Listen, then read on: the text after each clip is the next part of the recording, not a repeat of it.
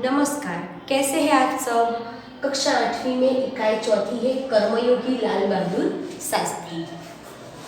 कर्मयोगी लाल बहादुर शास्त्री, लेखक का नाम है शंकर दयाल शर्मा जी।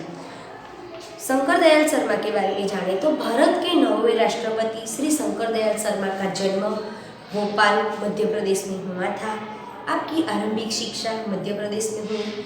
आगे की पढ़ाई आपने क्रमशः आगरा, इलाहाबाद तथा लखनऊ विश्वविद्यालय में की तथा MA, LLB की उपाधियां भी आपने प्राप्त की।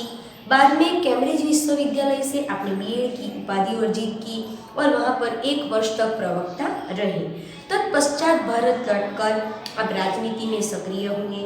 विधायक और सांसद के रूप में आरंभ हुई आपकी राजनीतिक यात्रा राज्यपाल, उपराष्ट्रपति, राष्ट्रपति के सर्वोच्च पद पर जाकर समाप्त हुई। हिंदी और अंग्रेजी दोनों भाषाओं में आपने अनेक पुस्तकें लिखी, जिनमें कुछ इस प्रकार के हैं: देशमणि, हमारे पथदर्शक, प्रतिष्ठित भारतीय तथा हमारे चिंतन की मूलधारा, ये उनकी पुस्तकें थी। कर्मयोगी लाल बहादुर शास्त्री रेखा चित्र में इस इकाई में लेखक शास्त्री जी के व्यक्तित्व का विश्लेषण करते हुए शंकर दयाल शर्मा जी शास्त्री जी के व्यक्तित्व का विश्लेषण करते हुए यह निष्कर्ष प्रस्तुत करते हैं कि अपनी कर्मठता के गुण के कारण लाल बहादुर शास्त्री एक अति सामान्य परिवार से उठकर देश के प्रधानमंत्री पद तक पहुंचे। वे कर्म को ही ईश्वर मानते थे। कर्म के प्रति अटल आस्था एवं संपूर्ण समर्पण उनके जीवन विकास का मूलाधार था। इस इकाई के समाविष्ट मूल्य कुछ इस प्रकार है: समर्पण भावना, कर्तव्य निष्ठा, कर्मठता, सेवा। तो हम लाल बहादुर शास्त्री के परिचय के बारे में थोड़ा देखेंगे। लाल बहादुर शास्त्री का जन्म 2 अक्टूबर 1904 को मुगलसराय, उत्तर प्रदेश के मुगलसराय में हुआ था। शास्त्री जी के पिता का नाम शारदा प्रसाद श्रीवास्तव, वे पेशे से शिक्षक थे। उनकी माता का नाम रामदुलारी था। शास्त्री जी स्वतंत्र भारत के दूसरे प्रधानमंत्री भी थे।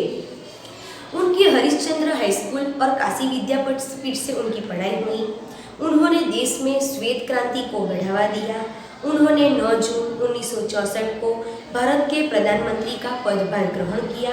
शास्त्री जी ने जय जवान जय किसान का नारा लगाया। उनका विवाह मिर्जापुर निवासी गणेश प्रसाद की पुत्री ललिता से हुई। 11 जनवरी 1966 की रात ताशकंद में उनकी मृत्यु हो गई। शास्त्री जी के समाधि स्थल को विजय घाट नाम दिया गया है। उन्होंने महात्मा गांधी के नेतृत्व में स्वाधीनता संघर्ष में हिस्सा लिया। देश के आज़ादी के पश्चात वह देश के रेल मंत्री भी बने। उन्होंने गृह मंत्री के रूप में भी कार्यभार संभाला। उन्होंने देश की हरित क्रांति को भी बढ़ावा दिया। शास्त्री जी के नाम के साथ कर्मयोगी विशेषण जोड़ना बिल्कुल उपयुक्त है। पूरी इकाई में एक ही बात हमें बार बार देखने को मिलती है कि शास्त्री जी के नाम के साथ कर्मयोगी विशेषण बार बार जुड़ा लगा दिखाई देता है, क्योंकि मुझे तो उनका पूरा जीवन ही कर्म से भरा हुआ मालूम पड़ता है। शास्त्री जी का जो जीवन था पूरा कर्ममय था। सदैव वह अपने कर्म में ही अधीन रहते थे। शास्त्री जी सामान्य परिवार से उठकर देश के प्रधानमंत्री के जिस महत्वपूर्ण पद पर पहुंचे, उसका रहस्य उनके कर्मयोगी होने में ही छिपा था। वह प्रधानमंत्री पद तक पहुंचे, लेकिन किसके कारण? उनके कर्मयोगी के कारण ही वह प्रधानमंत्री पद तक पहुंच सके। वे उन लोगों में भी नहीं थे जो भाग्य पर भरोसा करके बैठे रहे और अचानक कभी सफलता मिल जाती है। हम लोगों को बार बार ऐसा होता है कि हम अपने नसीब को, अपने भाग्य को ही दोष देते रहते हैं कि मेरा ये नहीं हुआ, मुझे ये नहीं मिला, तो हम वैसा सोचते हैं। लेकिन शास्त्री जी उन लोगों में से नहीं थे। वो कभी भी अपने भाग्य पर भरोसा करके नहीं बैठे रहते थे, बल्कि वे तो उन लोगों में से थे जिनको हथेली की लकीरों के बजाय कोई हमें कहता है कि अपनी हथेली की लकीरें क्या कहती है, तो लेकिन वो हथेली की लकीरों के बजाय अपने चिंतन यानी कि विचार करने की जो शक्ति है, वो चिंतन और कर्म की शक्ति पर आगे बढ़ते हैं। करने की शक्ति पर अधिक भरोसा था उनको और वे क्रमशः अपने जीवन का रास्ता बनाए रहते थे और आगे बढ़ते थे। वो चिंतन करते थे और कर्म करते करते ही आगे बढ़ते जाते थे। वो अपने भाग्य पर भरोसा करके नहीं बैठे रहते, हथेली की लकीरों पर भी वो भरोसा नहीं करते थे, लेकिन उनका पूरा जीवन ही कर्ममय था। शास्त्री जी के लिए कर्म ही ईश्वर था, उनका कर्म करना वही उनका ईश्वर, और इसके प्रति बिना किसी फल की आशा किए संपूर्ण भाव से समर्पित रहे। शास्त्री जी कोई भी काम करें, लेकिन उन काम के पीछे शास्त्री जी को किसी भी फल की कोई भी लालच नहीं।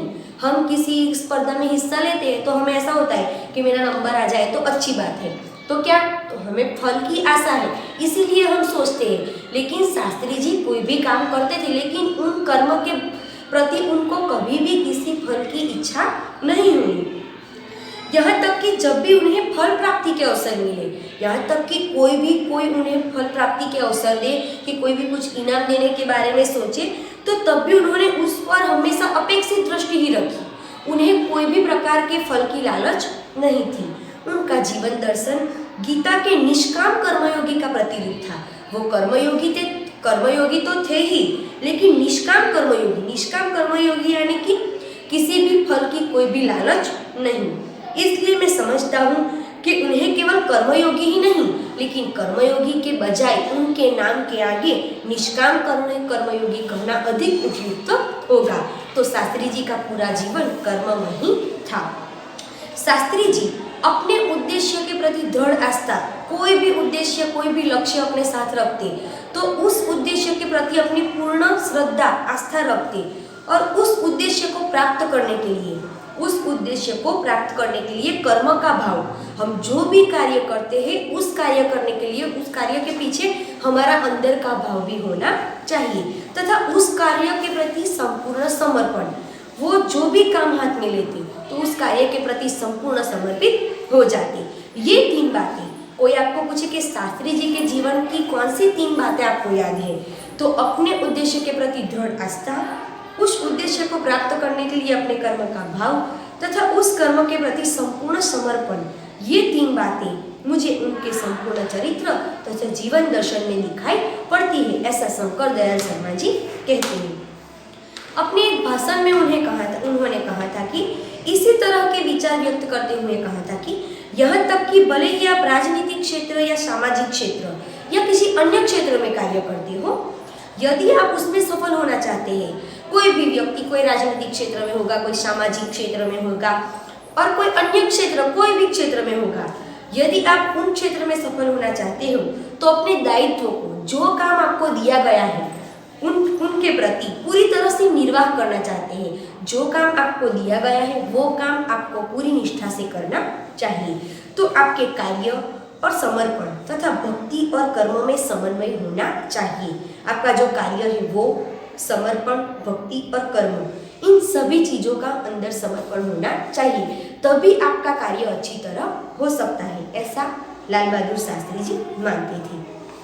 मैं शास्त्री जी की सफलता का रहस्य उनके इसी महत्वपूर्ण चिंतन में मानता हूँ। उनकी जो विचार शक्ति थी, उनकी चिंतन करने की शक्ति थी, तो उनकी सफलता के पीछे यह सब बातें ही आगे आती थी। साथ ही यह भी मानता हूँ कि किसी भी व्यक्ति, समाज और देश के विकास का रहस्य इसी भक्ति और कर्म के सिद्धांत में निहित है। उनके जो भी कार्य है, व्यक्ति, समाज, देश, सभी के विकास में उनका कर्म महत्वपूर्ण है।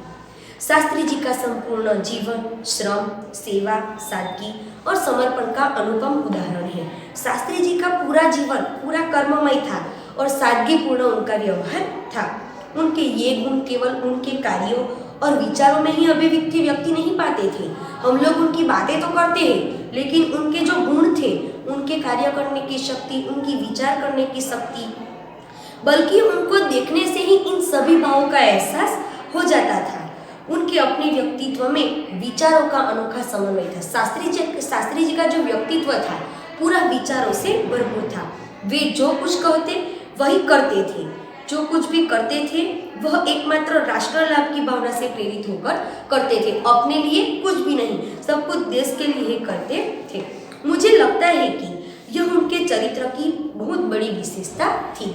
तो शंकर दयाल शर्मा जी कहते थे कि मुझे यह लगता है कि उनके जीवन की चरित्र की बड़ी विशेषता यही थी, वो सब कुछ काम करते थे राष्ट्र लाभ की भावना से ही करते थे। पंडित नेहरू की समृद्ध राजनीतिक विरासत को संभालना और उसे आगे ले जाने का काम कम कठिन नहीं था। जब पंडित नेहरू जी नहीं थे तब जो राजनीतिक विरासत की थी जो पंडित नेहरू जी की, उनको संभालने की शक्ति वो काम कठिन नहीं था, लेकिन देश ने उस समय यह साफ साफ देख लिया था कि उसे संभालने की ताकत शास्त्री जी में थी। पंडित नेहरू नहीं थे तब उनकी विरासत शास्त्री जी ने संभाला था और शास्त्री जी ने अपने निर्मल चरित्र और दृढ़ संकल्प शक्ति द्वारा देश की इस आकांक्षा को पूरा किया। देशवासियों की जो आकांक्षा थी, इच्छा थी कि नेहरू जी की विरासत को संभाले, तो सबकी इच्छाओं को उन्होंने पूरा किया। पेज नंबर 20 पर आप देखेंगे तो उनके चित्रों को देख के ही आपको मालूम पड़ जाएगा कि शास्त्री जी कैसे थे। शास्त्री जी की सबसे बड़ी एक विशेषता है कि वे एक सामान्य परिवार में पैदा हुए थे। एकदम सामान्य परिवार में उनका जन्म हुआ था। सामान्य परिवार में उनकी परवरिश भी सामान्य परिवार में ही हुई थी। वह जब देश के प्रधानमंत्री जैसे महत्वपूर्ण पद पर पहुंचे तब भी वे सामान्य ही बने रहे। वो प्रधानमंत्री बने लेकिन पहले की तरह ही वे रहते थे। विनम्रता, सादगी और सरलता उनके व्यक्तित्व में एक विशिष्ट प्रकार का आकर्षण पैदा करते थे। इस दृष्टि से शास्त्री जी का व्यक्तित्व बापू के अधिक करीब था। शास्त्री जी गांधी बापू की तरह ही थे, उनके करीब थे और कहना न होगा कि बापू से प्रभावित होकर सन 1921 में उन्होंने अपनी पढ़ाई भी छोड़ दी थी। आगे की इकाई हम दूसरे वीडियो में देखेंगे। Thank you.